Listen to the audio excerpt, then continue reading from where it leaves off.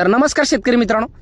तर मित्रांनो, आजच्या या व्हिडिओमध्ये तुम्हाला सांगणार आहे, जर तुम्ही शेळी पालन या व्यवसायामध्ये काम करत असाल किंवा मेंढी पालन या व्यवसायामध्ये तुम्ही काम करत असाल, अर्ध बंदिस्तमध्ये काम करत असाल, फिरस्तीमध्ये असेल किंवा कायम बंदिस्तमध्ये तुम्ही काम करत असाल किंवा बोकड पालन या व्यवसायामध्ये तुम्ही काम करत असाल, तर मित्रांनो, जर तुमच्याकडे ऊन असेल, आता काही भागात नसेल, काही भागात जर जास्तीत जास्त ऊन असेल, तर मित्रांनो, आपण आपल्या गाभण शेळ्यांची व लहान पिल्लांची एक चांगल्या पद्धतीने काळजी घ्या. तर काळजी कशा पद्धतीने बघा, आमच्या भागामध्ये 1-2 शेळ्यांची एक नुकसान झाली, गाभण शेळ्यांची. एका शेळी जर डिलिव्हरी एक 10-15 दिवसामध्ये झालीच असती, तर त्याने एक पिल्ले दिले मित्रांनो, पूर्णतः प्रॉपरली चांगले पिल्ले दिले त्याने. आणि पिल्ले प्रॉपरली म्हणजे केस त्यांच्यावरती चांगल्या पद्धतीचे केस होते. आणि पिल्ले ज्या टायमाला त्या शेळीने पिल्ले दिले तर ते दोन्ही पिल्ले मेलेले दिले.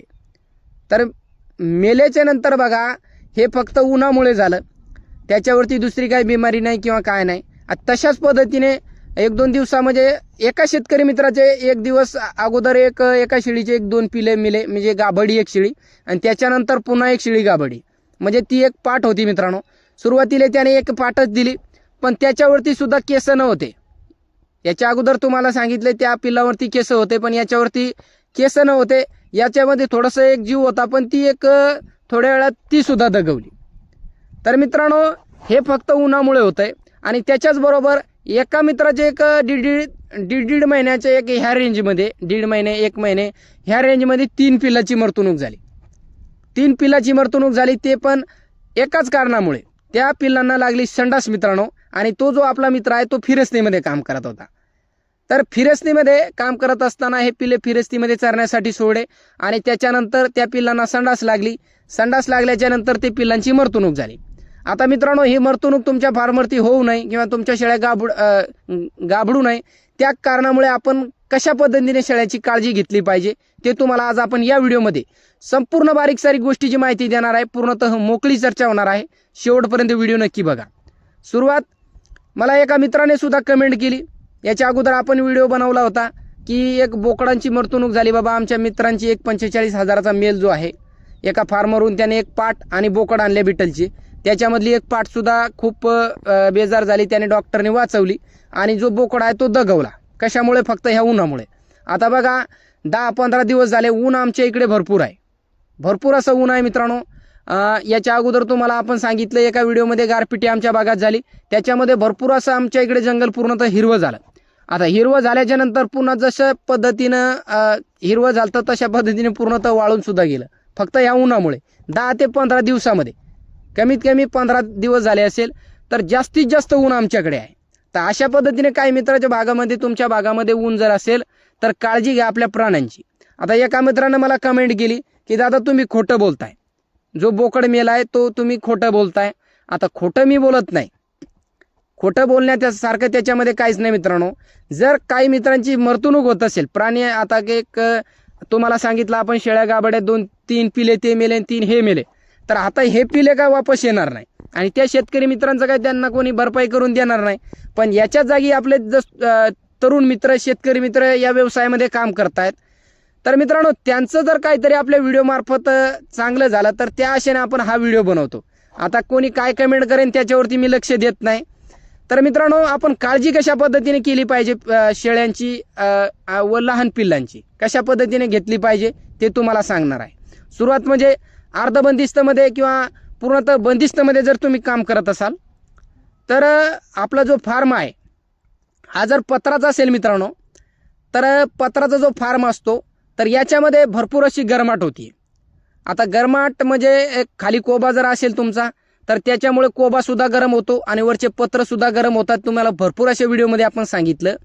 कोबा जर तुमचा असेल तर सर्वसाधारण त्याच्यावरती 2 कप्पे असेल, पिलांचे वेगवेगळे कप्पेमध्ये तुम्ही सकाळी संध्याकाळी ठेवत असाल, तर तशा पद्धतीने आपला जो कोबा आहे मित्रांनो आपला, त्याच्यावरती सकाळी तुम्ही पाणी मारून जर ठेवला आणि त्याच्यानंतर त्याच्यावरती पिले सोडले तुम्ही, तर त्याच्यामुळे फारसा फरक तुम्हाला पडतो.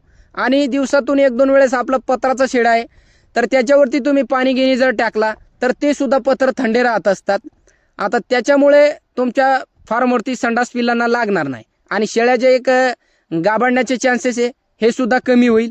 शक्यतो शेळ्या तुमच्या गाभडणार नाही. आणि चारा जो आपण शेळ्यांना देतोय तर सुका न देता चांगला चांगला हिरवाच द्या. आणि सुका दिला मित्रांनो तर शेळ्यांना आपले एक स्वच्छ पाणी देत चाला. आणि पाणी एक 2-3 वेळेस किंवा जेवढ्या वेळेस शेळ्या आपले पाणी पितील तितकं पाणी त्यांना पाजा. तर ही काळजी फक्त आपल्याला जोपर्यंत आपल्या भागात पाणी पडत नाही तोपर्यंत ही काळजी घ्या. जून महिन्यामध्ये जर पाणी पडला तर त्याच्यानंतर पूर्णतः थंड वातावरण चौकडे होतंय. तर मित्रांनो जून महिन्यापर्यंत आपल्याला ही काळजी घेणे खूप गरजेचे आहे. आता राहिलं पिल्लं आणि गाभण शेळ्या तुम्हाला आपण बंदिस्तमध्ये सांगितलं. अर्ध बंदिस्तमध्ये मित्रांनो तशाच पद्धतीने काम करा. पत्राचं शेड असेल, खाली मुरमाचा कोबा असेल किंवा तुम्ही शिमटाचा कोबा केले असेल तर त्याच्यामध्ये काय करा, आपल्या पत्रावरती तुम्ही पाणी टाकत चाला. ज्या टायमाला आपण शेळ्या फार्मवरती चारून आणता त्याच्यानंतर पत्रावरती सुद्धा आपण पाणी टाका. आणि त्याच्यानंतर ज्या टायमाला आपण सोडत असतो लहान पिल्लं, आता काही मित्र नाविलाजाने सोडत असतात, काही मित्रांना कंटाळा येतोय की बाबा पाला कोण आला नाही यांना किंवा घरी कोण यांचं संगोपन करेल. तर हे कंटाळा केल्यामुळे काही पिलांची मरतणूक सुद्धा आपली होतीये. आणि काही मित्रांची मजबुरी असते की बाबा इतर माणसे आमच्या इकडे गावाला गेले किंवा काय झालं तर ह्या अडचणीमुळे ते एक सोडत असतात किंवा त्यांच्याकडून होत नाही हँडल, त्या कारणामुळे ते एक सोडत असतात. तर बघा तुम्ही सोडताय पिले चरण्यासाठी तर सकाळी सकाळी तुम्ही सोडतात, लवकर सोडे तुम्ही तर किमान 12-1 वाजेपर्यंत शेळ्या आपल्या चरल्या पाहिजे. आणि त्याच्यानंतर जर आपण बांधल्या शेळ्या आपल्या फार्मवरती आणून जर बांधल्या शेळ्या आपण किंवा मोकळे सोडत असाल तर त्यांच्या कप्प्यामध्ये पिले जातात.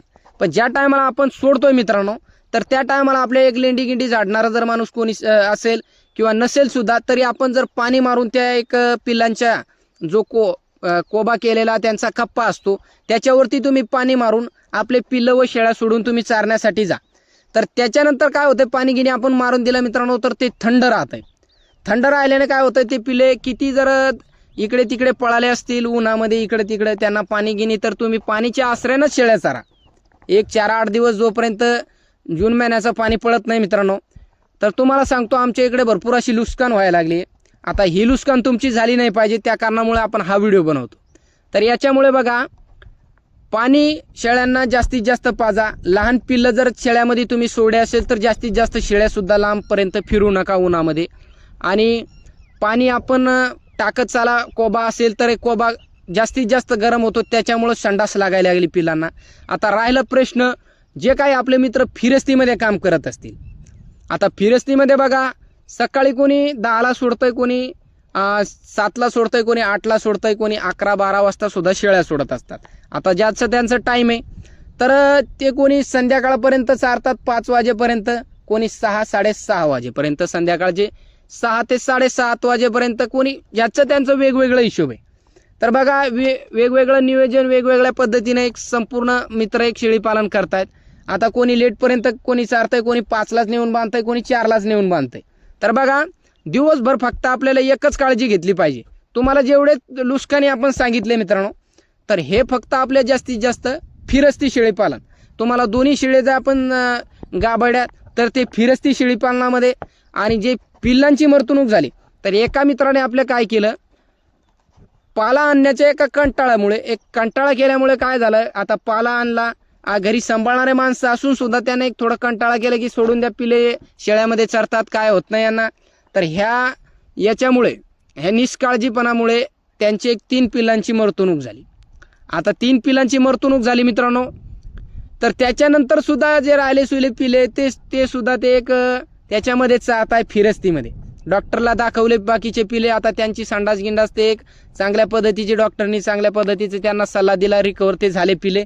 अजून ते एक फिरतायतच उन्हामध्ये. पण एवढं आहे की जास्तीत जास्त उन्हामध्ये आता ते फिरवत नाही. सुरुवातीला जास्तीत जास्त उन्हामध्ये त्यांनी फिरवले त्या कारणामुळे त्या पिल्लांना संडास लागली. आणि संडास लागल्याच्या नंतर सुद्धा त्यांनी गोळ्या औषधी दिल्या घरी आणि ते एक पिले फिरतच राहिले. आता तुम्हाला एक सांगतो मी, हे ज्या नुकसानी झाल्या ते फिरस्ती शेळी पालनामध्ये झाल्या. आता तुमचं 1.5 महिन्याचं पिलू असेल तर तुमचं जेवढं तुम्हाला प्रयत्न तुम्ही करताय शक्यतो तुम्ही एक आपला पिलू फार्मवरती ठेवा. आणि आता तुम्ही काही मजबुरी असेल तुमच्या मागं कोणी सांभाळणारा नसेल तर मित्रांनो ज्या टायमाला आपण शेळ्या चारतोय तर ते एक सावलीने चारा. शक्यतो 2-2:30 वाजेपर्यंत आपल्या शेळ्या किंवा 1 वाजेपर्यंत चांगल्या पद्धतीचे चारा. त्याच्यानंतर शेळ्या तुमच्या बसत नसेल तरी सुद्धा कशा पद्धतीने आपण शेळ्या उन्हात फिरू देऊ नका. ही काळजी घ्या जोपर्यंत जून महिन्यात पाणी पडत नाही तोपर्यंत. तर मित्रांनो, फिरस्तीमध्ये जास्तीत जास्त अडचणी आहेत आणि ह्या लुस्कानी ज्या होतात तर एक चांगल्या पद्धतीची नुकसान झाली बघा. 3 पिल्लांची मरतणूक झाली आणि अशा पद्धतीने जर आपल्या भागात ऊन तपत असेल तर एक काळजी घेत चला. गाभण शेळ्याची विशेष काळजी घ्या. आता फिरस्तीमध्ये काम करत असाल तर मित्रांनो, जर फार्मवरती आपलं कोणी राहत असेल तर त्यांना एक सांगा की आमच्या शेळ्या सुटल्याच्या नंतर तुम्ही लेंडी गिंडी झाडल्याच्या नंतर फार्म पूर्णतः ओला करा, म्हणजे पाणी टाका त्याच्यावरती. जेणेकरून काय होईल, दिवसभर जेवढ्या शेळ्या आपल्या फिरतात उन्हामध्ये त्या शेळ्या आल्याच्या नंतर एक चांगल्या पद्धतीने एक थंड वातावरण राहत आहे खाली, त्याच्यावरती बसल्या तर एक चांगला होतंय मित्रांनो. त्याच्यामुळे सुद्धा फारसा फरक तुम्हाला पडतो आणि एक जेवढं पाणी तुम्ही शेळ्यांना पाचाल तेवढं तुमचा फायदा आहे. तर मित्रांनो, कसा वाटला व्हिडिओ तुम्हाला कमेंट करून सांगा. व्हिडिओ आवडला असेल तर व्हिडिओला एक लाईक करा आणि आपल्या एक तरुण मित्रांना जे जास्तीत जास्त हा व्हिडिओ शेअर करा. व्हिडिओ पाहिल्याबद्दल मनापासून धन्यवाद.